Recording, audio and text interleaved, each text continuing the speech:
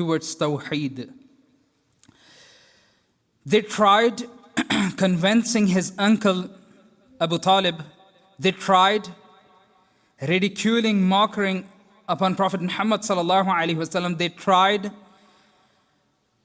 negotiating with Rasulullah sallallahu alaihi wasallam. They tried bunch of different methods. And today we are going to discuss one of the methods they used to convince Rasulullah sallallahu alaihi wasallam to stop the Tawheed or the Da'wah towards Tawheed. The method they tried is seducing Rasulullah sallallahu alaihi wasallam with materialistic or the materials of this dunya. As this is narrated with one of the munqati' sanad, that Utbah bin Rabi'ah, he came to Rasulullah sallallahu alaihi wasallam and said, "O Muhammad sallallahu alaihi wasallam, you are one of the most honored person among us. And your words, your message, it's really terrible that it splits families. I have a suggestion for you that you may be that may be acceptable to you." He said that, "O Muhammad sallallahu alaihi wasallam," definitely he did not say sallallahu alaihi wasallam. "O Muhammad sallallahu alaihi wasallam, if you want wealth, we shall gather wealth and we will give you in that amount that you will be the richest person among the people of Quraysh. If you are after honor and prestige, we will declare you as our leader. If you want kingship, we will give you monarch. You will be monarch. And if you want to marry woman, we will offer you the most 10 beautiful or most honorable 10 women among the best families of Quraysh. If you feel that you have some affliction or any jinn afflicted you, or if you think you have any issue with your mind, if you have any mental illness or anything, we will try our best to treat you by calling a best mu'alij or the healer." Rasulullah sallallahu alaihi wasallam, when he heard all these offers, Rasulullah sallallahu alaihi wasallam started reciting Suratul Fussilat. Hamim, Tanzilum min ar-Rahman ar-Rahim. It's a revelation from the most gracious, the most merciful. Kitabun Fussilat Ayatuh. This is the book whose verses are clearly defined. Quran and Arabian. It's a clear Quran. It's a clear book in Arabic. لِقَوْمِ يَعْلَمُونَ, for those who know. It's a source of good news and a source of warning. فَأَعْرَضَ أَكْثَرُهُمْ فَهُمْ لَا يَسْمَعُونَ. Most of these people, they rejected, Allah subhanahu wa ta'ala said, and they لَا يَسْمَعُونَ, they don't listen to the words of Allah subhanahu wa ta'ala. Rather, وَقَالُوا قُلُوبُنَا, they say that our hearts are covered. Our hearts are covered, that our hearts not accept any word what you recite. وَفِي آذَانِنَا وَقْرٌ وَفِي آذَانِنَا وَقْرٌ, and in our ears there is deafness. And وَبَيْنِنَا وَبَيْنِكَ حِجَابٌ, and there is a barrier between us and you. We are not going to accept what you are calling us. فَعْمَلْ إِنَّنَا عَامِلُونَ. Do whatever you want, and we are going to remain on our religion. We are going to do what we want. Do whatever you can, and we are going to be firm on what we do. Then Allah subhanahu wa ta'ala said, "O Rasulullah, tell them that إِنَّمَا أَنَا بَشَرٌ, I'm just a human being, and There is only one difference, that Allah subhanahu wa ta'ala has revealed to me that ilahukum wa ilahum wahid, your Lord is one Lord, and fastaqimu ilayhi, so turn towards him and follow the straight path, wastaghfiru, and seek his forgiveness, wa wailul lil mushrikeen, and woe to the polytheist, alladhina la yu'tuna zakah, those who never ever give the zakah, and they are the disbeliever in the akhirah. Allah subhanahu wa ta'ala mentioned some of the ayat of Allah subhanahu wa ta'ala, that Allah subhanahu wa ta'ala created the earth in 2 days. Allah subhanahu wa ta'ala made the mountains in this earth, and Allah subhanahu wa ta'ala made the heavens, and Allah subhanahu wa ta'ala asked, ثُمَّ اسْتَوَى إِلَى السَّمَاءِ, then Allah subhanahu wa ta'ala rose over the heavens, وَهِيَ دُخَانٌ, while it was smoke, فَقَالَ لَهَا, then Allah subhanahu wa ta'ala said to the earth and the heavens, either come willingly or unwillingly to me. So Allah subhanahu wa ta'ala said that heavens and the earth, they responded that we are coming towards willingly, in submission, in obedience. Then Allah subhanahu wa ta'ala said that Allah subhanahu wa ta'ala created the 7 heavens in 2 days, and then Allah subhanahu wa ta'ala made the stars as a protection.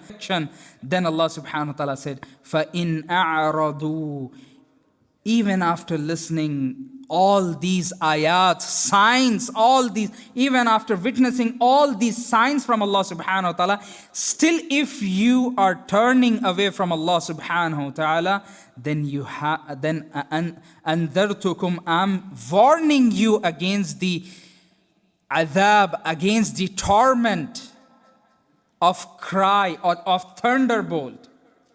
Allah subhanahu wa ta'ala said, sa'iqah. And you know the meaning of sa'iqah. Sa'iqah is a adhab of a sharp voice. And Allah subhanahu wa ta'ala said that, Rasulullah, tell them that still if you are turning away from Allah subhanahu wa ta'ala, I warn you against the sa'iqah, a sharp voice, a torment, a thunderbolt from Allah subhanahu wa ta'ala, like a sa'iqah of Qawm 'Ad and Qawm Thamud. And Allah subhanahu wa ta'ala said that it was just a sharp noise which killed the group of Ad and Thamud, the whole generation. Wallahu al-musta'an. After listening this, Rasulullah sallallahu alaihi wasallam recited all these verses. After listening these verses, Utbah bin Rabi'ah, he just placed his hand on mouth and he was shivering. What he just heard, what he just listened. And he went back to his people. And there is another narration that Walid bin Mughira. Who is Walid bin Mughira? Anyone of you remember about Walid bin Mughira?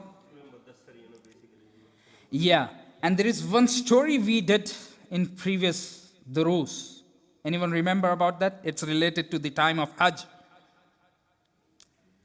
When the people of Quraysh, the pagans, they decided that the people all over the Arab, they are going to join and they are going to come to Makkah for Hajj. If they listen to the Quran, they will turn from the mazhab or the deen of Arab.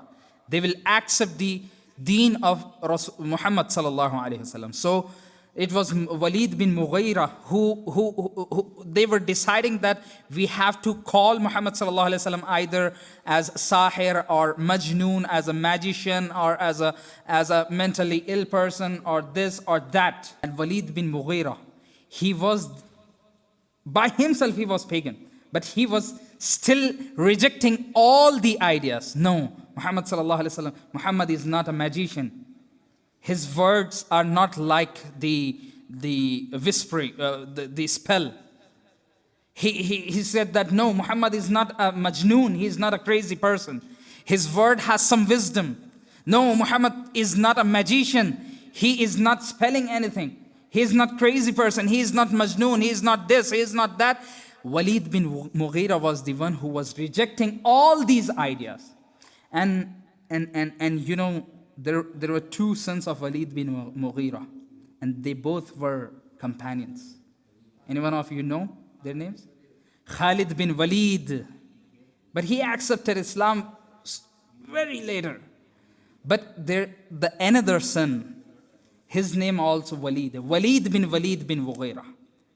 Father and son, they both were named Walid.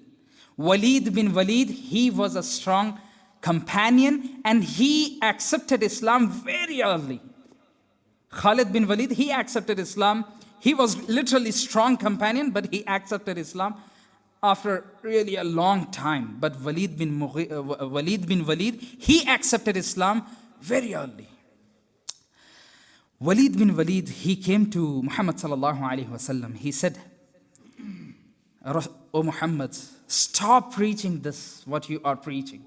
Rasulullah sallallahu alaihi wasallam just responded in a way that he started reciting some of the verses. And this is the way of da'wah, you know. Nowadays we have a trend that whenever we see any non-Muslim, we start saying chapter number this, verse number that, this. No. The Sunnah, recite the Arabic word. Even though if he is not able to understand Arabic, it will have some effect. The Arabic words, definitely you should mention the chapter and verse so that he can cross-check, but there is effect of Arabic words as well. We should recite the verse. Rasulullah sallallahu alaihi wasallam did not say anything. Rather, he started reciting the verse of some of the verses from the Quran, and Walid's heart got softened. His heart, definitely he was inclined toward Islam, but just because of his honor in the Quraysh, he was not accepting the Islam, or he was not tend to accept that. But his heart got softened, and he came back to his people. Abu Jahl started taunting him. He said that, should I collect some mal, some wealth? So Walid asked, why you are saying such like? So Abu Jahl said that, I feel like you are so impressed with the words of Muhammad sallallahu alaihi wasallam. I need to take you back first. I feel like you are getting impressed with the Muhammad. First, sallallahu alaihi wasallam, first I need to take you back. You want me to gather some wealth for you so that you can come back to our old religion? Upon this, Walid bin Mughira, he responded really a strong manner that, Wallahi, by Allah, his words has a great sweetness. Who is saying that? Walid bin Mughira. He is saying that, Wallahi, by Allah, in the words of Muhammad sallallahu alaihi wasallam, there is a strange sweetness. There is a strange beauty in his word. There is a rich appearance in his word. Surely, just see the words, what he is saying. Surely, it will, the revelation, the words of Muhammad sallallahu alaihi wasallam, it will overcome all the Arab. And nothing will overcome on his kalam. Allahu Akbar. Being pagan, being a mushrik, he is witnessing that. By Allah, the words of Muhammad will overcome all over the Arab. And whoever stands as a barrier in front of his words, it will be destroyed. These are the words of Walid bin Mughira. So they tried to seduce Rasulullah sallallahu alaihi wasallam by the materialistic things, but they themselves got impressed or affected with the words of Quran. And let me mention another part of this method. They tried to seduce Muhammad sallallahu alaihi wasallam. They tried to seduce the companions as well. Allah subhanahu wa ta'ala said, وَمِنَ النَّاسِ مَنْ يَشْتَرِي لَهُوَ الْحَدِيثِ. Hufaz. From which surah?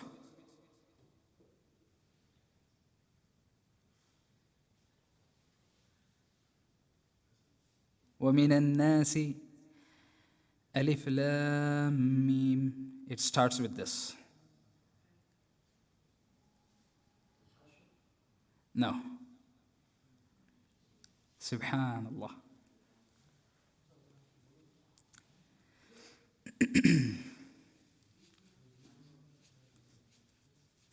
Surah. No. What? Exactly. Barakallahu fiqh. Surah Luqman. وَمِنَ النَّاسِ مَنْ يَشْتَرِي لَهْوَ الْحَدِيثِ. There are some people who buy idle talks. Idle. لَهْوَ الْحَدِيثِ. What is لَهْوَ الْحَدِيث? Abdullah bin Mas'ud radiyallahu anhu, he said, Wallahi, by Allah, alladhi la ilaha illa hu, where there is no one worthy of worship except him. And the narrator, he said that Abdullah bin Mas'ud repeated this sentence for 3 times. Wallahi, by Allah, by Allah, by Allah, where there is no one worthy of worship except him. Lahwa al-hadith means al-ghina. Wallahu al-musta'an. You know the meaning of ghina? I believe that mention musical, they call, towards musical, instrumental. Al-ghina? Ghani is like maybe, generosity or... No, I'm not saying ghani. Al-ghina. Al-ghina is musical instruments and singing. Al-ghina means singing and music. Allah subhanahu wa ta'ala said, there are some people who buy al-ghina, al-lahu al-hadith, which means al-ghina, music. What people of Makkah, the pagans, they used to do, they used to buy some female slaves, or you can say singers, who used to sing, whose voice were so melodious, just to deviate youth from the right path. This was their attempt. They used to deviate the youth, or those who are willing to become Muslim. They used to use these female slaves, using their melodious voice and the khamr, which means the alcohol, and all these things. So they started seducing the youth, and first they tried Muhammad sallallahu alaihi wasallam. As well as they were working on youth as well. And do remember, the mufassirun, or you can say the contemporary tafsir, all of them, they say that here in nowadays, al-lahu al-hadith is the musical instruments and the TV and this and that and everything. And in the tafsir of lahu al-hadith, some of the mufassirun, they mention some of the narrations like Quraysh, they brought someone from a storyteller from the Romans or Persian, I don't remember exactly, most probably from Romans, a storyteller from the Romans who used to tell these stories of their previous people in competition of Quran. When Quran was mentioning Salih, when Quran was mentioning Hud, when Quran was mentioning Yusuf, when Quran was mentioning bunch of prophets, they used to mention the stories of the kings of Roman or Persia.